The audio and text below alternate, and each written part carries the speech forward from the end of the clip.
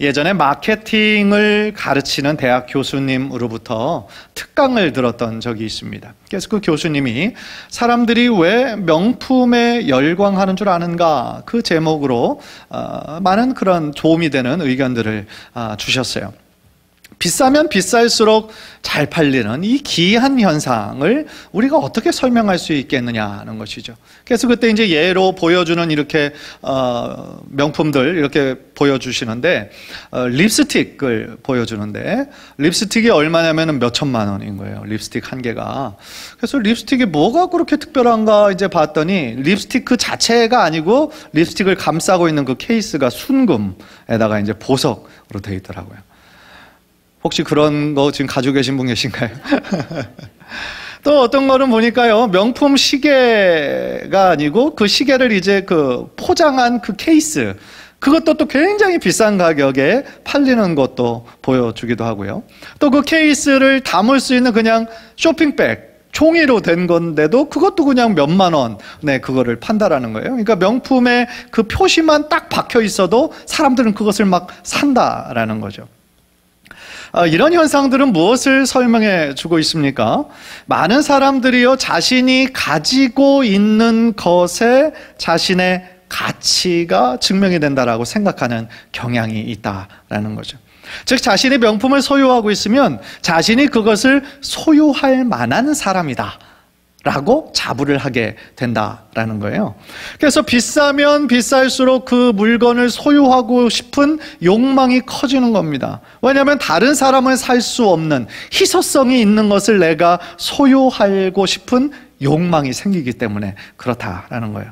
그래서 그런 것들은 대부분 우리의 필요에 의해서 사는 것이 아니라 다른 사람에게 좀 보여주고 싶은 그런 심리에 의해서 살 때가 참 많이 있다라는 것이죠. 그렇다면 우리 크리스찬들은 어떻습니까? 우리는 과연 그것이 세상의 마케팅이고 세상의 가치관인데 우리는 과연 거기에서 완전히 자유로울 수 있는가라는 거죠. 사실은 우리나라도 예전부터 그 허영 그리고 그 체면 문화가 굉장히 지배하고 있었던 그런 나라죠. 그러니까 우리들도 성도들도 사실은 명품 이렇게 적어도 몇 가지 정도는 우리가 좀 가지고 또 누리고 또 기뻐하는 경향이 우리들에게 있습니다. 그런데 저는 여러분들에게 지금 명품을 사지 말라고 말씀드리는 게 아니에요. 크리스찬이 명품을 가지면 안 된다, 그게 절대로 아니고, 혹시 여러분들이 명품을 가지고 있다라고 해서 죄책감을 가지라는 것도 전혀 아니에요. 가질 수 있죠. 누군가 여러분에게 선물을 했을 수도 있고요. 또 여러분의 어떤 필요에 의해서 가지고 있을 수도 있죠. 그런데 제가 말씀드리고 싶은 중요한 포인트는 뭐냐면, 나의 진정한 가치는 내가 어떤 물건을 소유하는 데서 오는 것이 아니라는 거죠.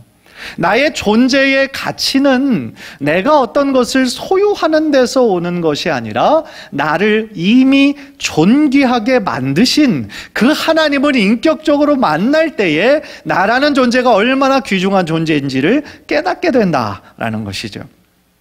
따라서요, 그런 면에서 오늘 예레미야 말씀은 우리가 무엇을 자랑해야 하는가에 대한 귀한 가르침을 우리들에게 주고 계세요. 그래서 간절히 바라기는 오늘 말씀을 통하여서 나의 평생에 자랑해야 될 것이 무엇인가 다시 한번 마음에 결단하고 그렇게 실천하는 귀한 은혜가 우리 성도님들 모두에게 있기를 주님의 이름으로 간절히 축원합니다.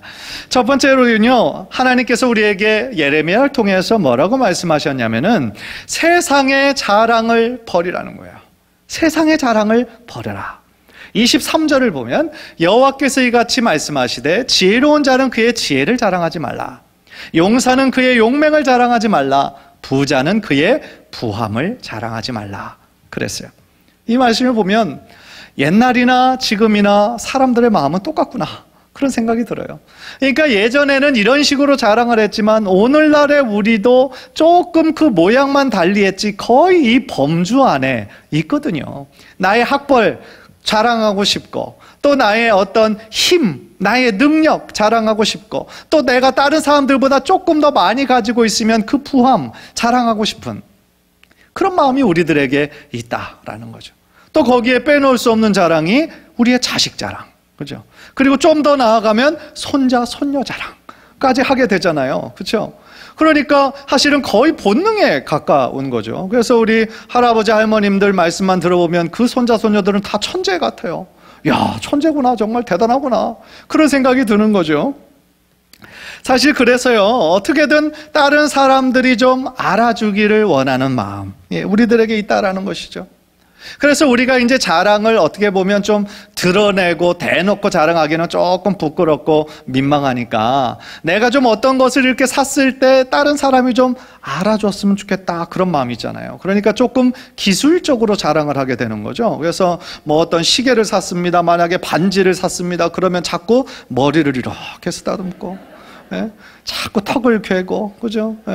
그런 식으로 한다는 건 뭐예요? 그러다가 다른 사람이 그거 뭐야? 언제 샀어? 그러면 이거 하면서 이제 더 얘기 안 하려고 그랬는데 이러면서 딱 얘기하고 싶은 그런 것이 우리들의 마음일 때가 참 많이 있다라는 거죠.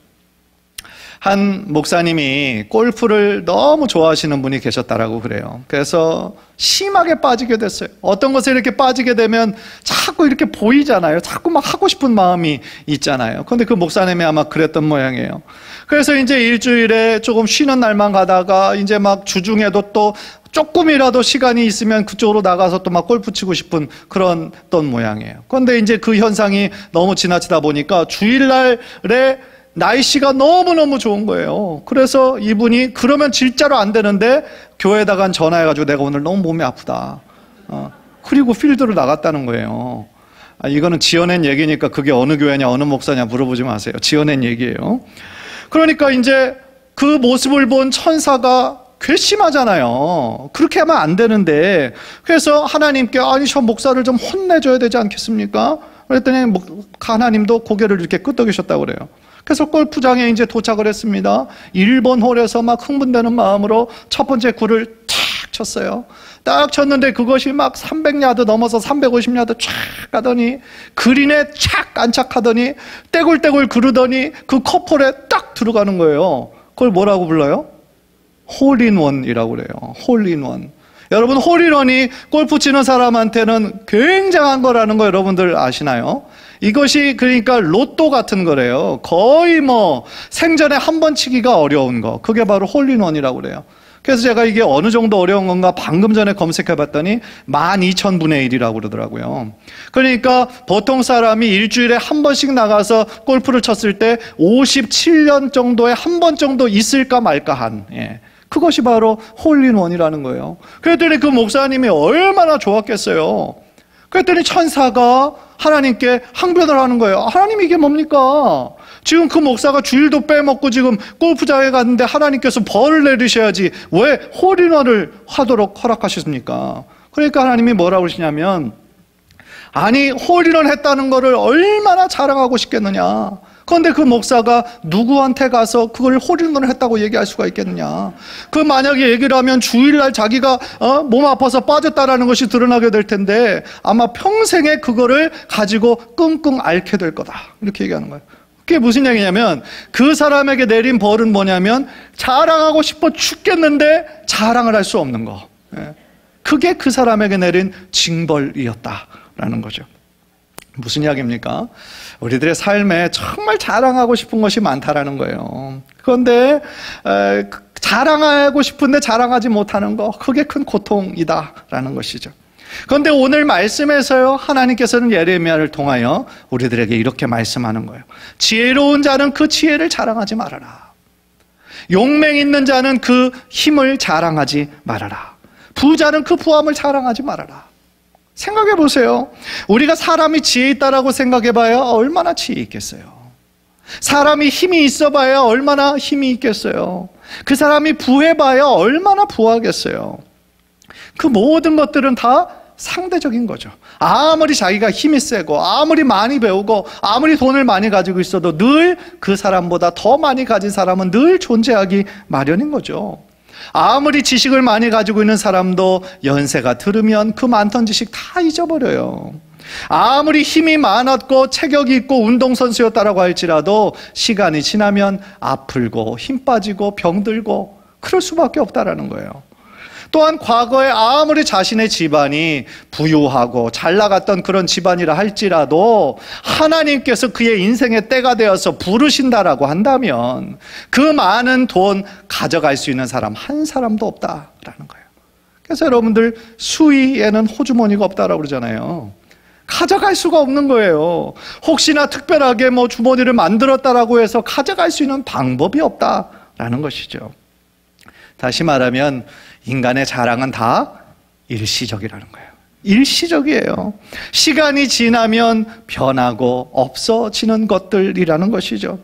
즉 썩어 없어질 것에 우리들의 인생의 최고의 가치를 두고 그렇게 목숨을 걸고 그렇게 우리가 살아간다면 그 인생이 정말 값진 인생이 될 수 있을까? 아니라는 거죠. 허무한 인생으로 끝나버린다라는 것이죠. 혹시 여러분들 중에 세상에서 조금 드러낼 만한 어떤 자랑거리를 가지신 분이 있다면 주변의 사람에게 자랑하지 말고 하나님께 감사하시기를 바랍니다. 하나님께서 여러분에게 선물로 주신 거예요. 그러니까 그 모든 것이 주님으로부터 온 거예요. 그러니까 여러분에게 하나님께서 조금 더 좋은 기회, 더 많은 기회를 허락하신 거예요. 그러니까 그렇게 많이 축복해 주신 것은 그만큼 의미 있는 일에, 좋은 일에 사용하라고 하나님께서 축복해 주신 거예요. 단지 여러분들이 잘나서 그렇게 된 게 아니라는 것이죠. 그러나 안타깝게도요, 오늘 본문의 유다 백성들은 거기에서 실패한 거죠. 저들은 세상의 지혜를 자랑했어요. 용맹을 자랑했어요. 자신의 부함을 자랑했어요. 그래서 결과적으로 어떻게 됐습니까? 하나님으로부터 멀어지게 됐어요. 하나님을 의지하지도 않고 자기의 눈에 보이는 것만으로 만족하고 자랑하기 시작했던 것이죠. 그래서 결국 어떻게 됐습니까? 남유대는 하나님으로부터 심판을 받을 수밖에 없었다라는 거죠. 어떻게 보면 오늘 말씀을 통하여서 이 멸망받기 전 이 이스라엘 백성들의 그 마음이 혹시 우리들에게도 여전히 있지 않은가?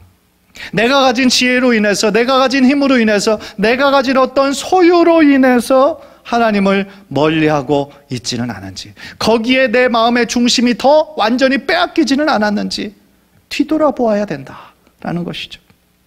그런데 이 마음이라는 것이 현재 우리가 부유하지 않다라고 해서 나는 부유하지 않으니까 나는 거기서 열애다? 과연 그럴 수 있을까요? 지금 부자가 아니지만 부자가 되기 위해서 우리가 정말 그것만을 위해 노력하고 올인을 하고 있다면 더욱더 물질을 갈망하는 마음이 우리들에게 있다라는 것이죠. 그래서 돈을 맹목적으로 쫓게 되고 하나님보다 돈을 더 사랑하게 되면 우리들의 마음의 중심은 하나님으로부터 점점 더 멀어지게 될 수밖에 없다라는 것이죠. 예수님도 그 주제에 대해서 산상수훈에서 이렇게 말씀하셨어요. 마태복음 6장 24절 보니까 한 사람이 두 주인을 섬기지 못할 것이니 혹 이를 미워하고 저를 사랑하거나 혹 이를 중히 여기고 저를 경히 여김이라. 너희가 하나님과 재물을 겸하여 섬기지 못하느니라 라고 말씀하셨어요. 그러니까 예나 지금이나 재물이 하나님과 겨룰 정도로 하나님의 위치에 지금 돈이 와 있다라는 거예요. 그거를 물신주의라고 그러잖아요. 물질이 신이 돼버렸어요. 그래서 그거를 만몬이라고 불러요. 이 시대, 우리가 사는 이 시대는 만몬에 지금 휘둘리고 사는 시대라는 것이죠. 사도 바울도 돈을 사랑하다가 믿음에서 떠나게 되는 그 사람들에 대한 경고를 하고 있어요. 디모데전서 6장 10절 보니까 우리 다 함께 한번 읽을까요? 시작. 돈을 사랑함이 일만하게 뿌리가 되나니 이것을 탐내는 자들은 미혹을 받아 믿음에서 떠나 많은 근심으로써 자기를 찔렀도다. 아멘. 돈 자체가 악한 것이 아니라 돈을 사랑하는 것이 일만하게 뿌리가 될 수 있다라는 거예요. 그래서 그것에 마음이 미혹을 받아서 결국은 믿음을 떠나게 되고 하나님으로부터 멀어지게 한다라는 거죠. 사랑하는 성도 여러분, 지금 이 시대도요, 돈이 지배하죠. 물질주의의 가치관이 그 어느 때보다도 지금 강하게 지배하고 있어요. 따라서 이 물질주의 시대에 살면서 우리가 참 믿음을 지키고 사는 거 생각보다 쉽지 않아요. 어려워요. 우리도 여전히 영향을 받고 살아요. 그러나 불가능한 것은 아니다라는 것이죠. 예를 들어서요, 온전한 11조 하나님 앞에 드리는 거 큰 믿음 없으면 불가능한 거예요. 어려워요. 10의 1조는 그런데 처음부터 하나님의 것이다 라고 마음에 결단하고 처음부터 그 부분은 나의 돈이 아니다 라는 그런 믿음이 있어야 그 금액이 얼마 되었든지 간에 흔들리지 않고 하나님 앞에 드릴 수가 있는 거죠. 하나님은 그 믿음을 보시고 축복하시는 거죠. 힘들겠지만 내 인생의 주인이 내가 아님을 늘 기억하고 여러분 안에 계신 성령님께 나의 삶을 온전히 의탁할 때 하나님께서는 약속하신 대로 여러분의 삶과 그 가정에 큰 은혜와 축복을 내려주실 줄 믿습니다. 그래서 내 안에서 불현듯 올라오는, 갑작스럽게 올라오는 세상의 자랑들을 이제는 좀 버리고 나의 인생의 주인 되신 하나님의 뜻대로만 살아가기에 더욱더 노력하는 우리 귀한 성도님들 되시기를 주님의 이름으로 간절히 축원합니다. 두 번째로 오늘 본문은요, 우리가 그럼 세상의 자랑을 버리고 그러면 무엇을 할 것인가? 바로 하나님을 아는 것을 자랑해라, 이렇게 말씀하고 계십니다. 24절을 보니까 자랑하는 자는 이것으로 자랑할지니 곧 명철하여 나를 아는 것과 얘기해요.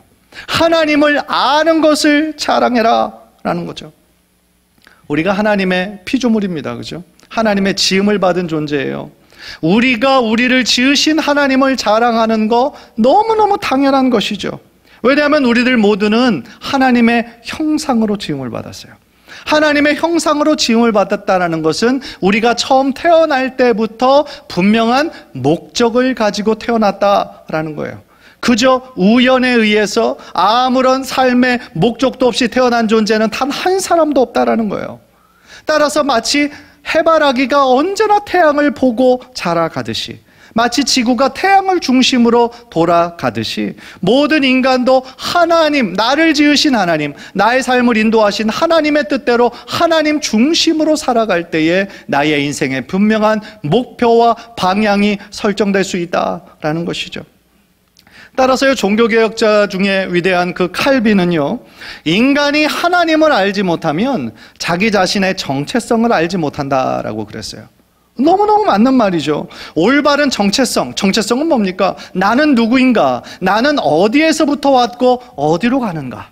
나의 존재의 목적과 분명한 방향을 어떻게 알 수 있냐면 나를 지으신 하나님을 만나야 그것을 가능하게 된다는 것이죠.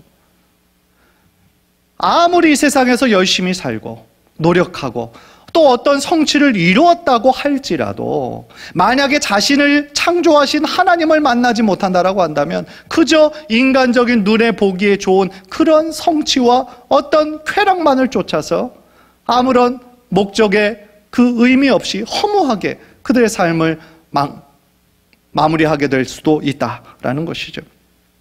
따라서요, 우리가 인생 살면서 아무런 목적 없이 태어난 사람 단 한 사람도 없습니다. 우리가 하나님 안에 거하고 하나님의 뜻을 우리가 붙잡을 때에 우리가 걸어가는, 우리가 살아가는 이 삶에 분명한 목적과 방향이 생긴다라는 것이죠. 이스라엘 백성은요, 9장 6절을 보니까 그런데 그렇게 살지를 못했어요. 네가 사는 곳이 속이는 일 가운데 있도다. 그들은 속이는 일로 말미암아 나를 알기를 싫어하느니라. 여호와의 말씀이니라 그랬어요. 하나님의 백성임에도 불구하고 자신의 정체성을 잃어버렸어요. 그래서 눈에 보이는 것만 의지했어요. 자신들의 지혜와 용맹과 부함을 자랑했어요. 그러다 보니까 결과적으로 어떻게 됐습니까? 하나님으로부터 멀어지게 된 거예요. 하나님을 알기를 싫어하게 된 거예요. 따라서 그들은 하나님의 심판을 받을 수밖에 없었다라는 것이죠. 사랑하는 성도 여러분, 혹시 여러분들의 마음 가운데 하나님을 아는 것보다 다른 것을 더 추구하고 더 기뻐하고 있지는 않습니까? 하나님을 만나고 하나님이 어떤 분이신지 체험하는 것보다 그저 이 세상에 속한 것만을 바라보면서 하늘의 소망을 두고 살아가는 것이 아니라 이 땅에 눈에 보이는 것에만 소망을 두고 잘 먹고 잘 살고 편안하기만을 바라고 있지는 않습니까? 사도 바울은요, 하나님을 아는 지식이 가장 고상하다고 얘기하고 있어요. 빌립보서 3장 7절 8절을 보니까 그러나 무엇이든지 내게 유익하던 것을 내가 그리스도를 위하여 다 해로 여길 뿐더러 또한 모든 것을 해로 여김은 내 주 그리스도 예수를 아는 지식이 가장 고상하기 때문이라 그랬어요. 여러분들, 바울이 예수님 만나기 이전에 얼마나 자랑할 것이 많았습니까? 날 때부터 로마 시민권이었고 최고의 그 학파라고 할 수 있는 가말리엘의 문화생이었고 유대인 중에 유대인이었고 히브리인 중에 히브리인이었고 혈통과 자랑할 것이 너무너무 많은 사람이었죠. 그런데 그가 부활하신 예수님을 만나고 보니까 그가 그때까지 가지고 있던 세상의 지식과 자랑거리는 아무것도 아니라는 거죠. 마치 그런 것들은 배설물로 여겼다라는 거죠. 그 이유가 뭐겠어요? 하나님을 아는 지식이, 부활하신 예수 그리스도를 아는 지식이 가장 고상한 것을 그가 깨달았기 때문이다 라는 것이죠. 세상의 자랑거리는 버리고 그 대신에 예수 그리스도를 그가 얻었기 때문이다 라는 것이죠. 여러분, 세상의 어떤 지식도 하나님을 아는 지식보다 더 중요한 것은 없습니다. 물론 세상의 철학도, 역사도, 여러 사회, 이런 모든 것들이 우리들에게 이 땅의 삶을 사는 동안 어느 정도 도움은 됩니다. 그러나 그 어떤 것도 구원에 이르게 하지는 못하는 것이죠. 따라서 우리가 하나님을 아는 지식이, 하나님을 점점 더 체험하고 하나님을 알아가는 지식이 많아지면 많아질수록 우리의 이 땅 가운데 삶이 더욱더 열매 맺고 형통한 인생이 될 줄 믿습니다. 그래서 오늘 말씀은 계속해서 하나님을 아는 것을 자랑하라고 얘기하면서 하나님의 성품이 어떤 분이신지를 계속 말씀하고 있어요. 24절 후반부를 보니까 나 여호와는 사랑과 정의와 공의를 땅에 행하는 자인 줄 깨닫는 것이라 나는 이 일을 기뻐하노라. 여호와의 말씀이니라 말씀하죠. 즉 우리가 믿는 하나님은요, 사랑의 하나님, 그리고 정의와 공의의 하나님이시라는 거예요. 지난주에 말씀드렸던 대로 하나님의 사랑과 공의는 늘 함께 가는 거죠. 동전의 양면인 것처럼. 사랑하시기 때문에 우리가 주님에게서 멀어질 때, 세상을 향해 갈 때 하나님은 책망하시기까지 우리에게 하나님께로 돌아오기를 원하시는, 어떻게 보면 사랑과 공의는 늘 같이 가는 것이죠.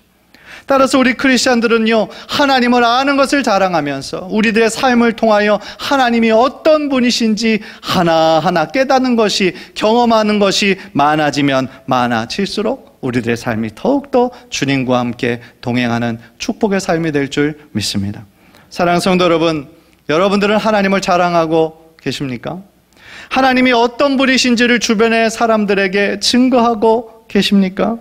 단순히 지식적으로만 아는 하나님이 아니라 여러분들이 체험한, 그리고 지금도 함께하고 있는 그 하나님의 사랑과 그 하나님의 위대하심을 여러분들의 삶을 통해, 여러분들의 입술을 통하여 정말 하나님을 자랑하시고 증거하시는 여러분들 되시기를 주님의 이름으로 간절히 축원합니다.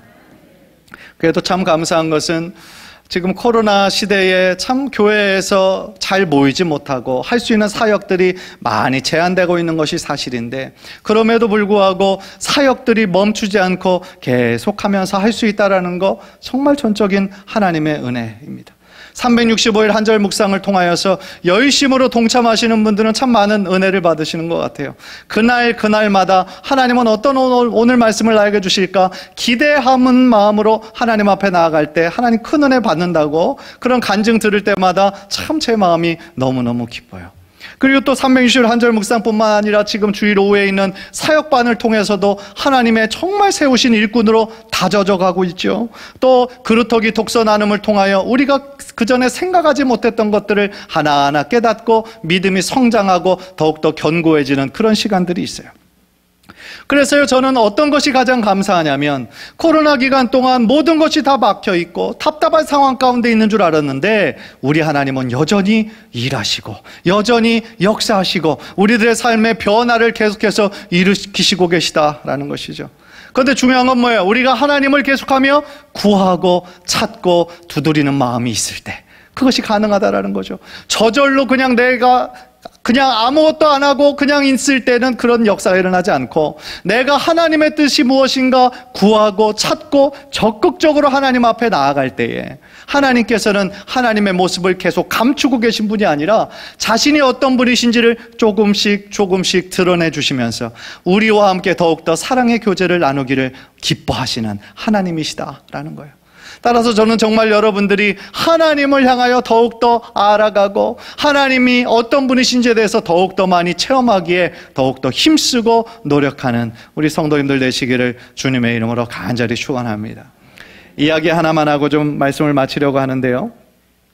사랑의 원자탄이라는 별명을 가지신 손양원 목사님의 이야기, 여러분들 다 잘 아실 겁니다.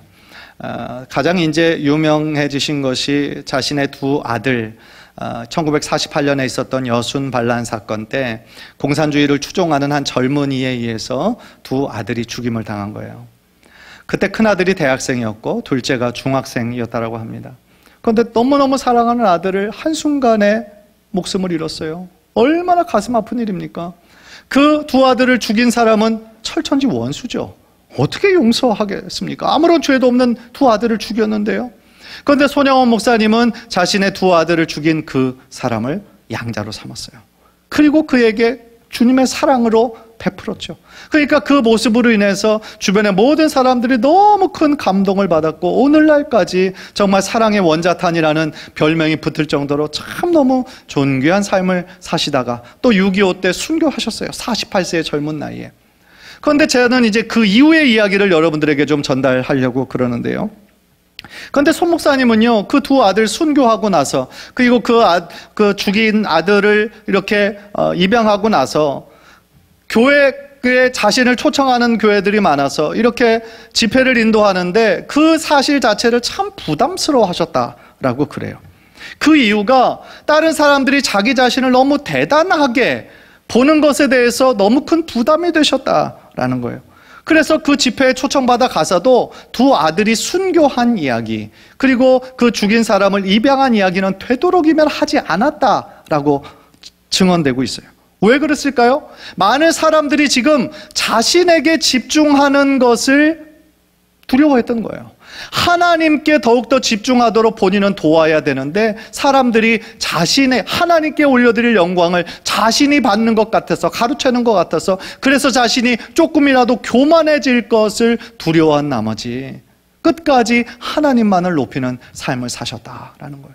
참 그 이야기 보면서 이분 정말로 대단하신 분이구나, 정말로 하나님을 사랑하셨던 분이구나 라는 생각을 했습니다.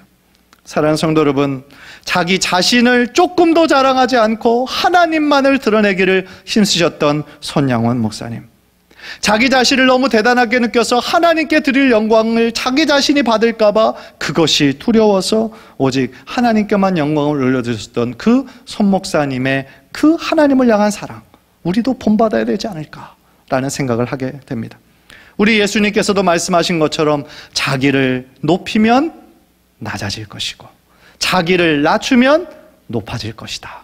하나님께서 우리의 모든 마음의 중심을 하시고 우리가 우리 자신을 낮추고 하나님께만 영광 올려드리는 삶을 살 때 하나님께서 그 사람을 들어 크게 사용하셔서 하나님께 큰 영광 올려드리게 될 줄 믿습니다.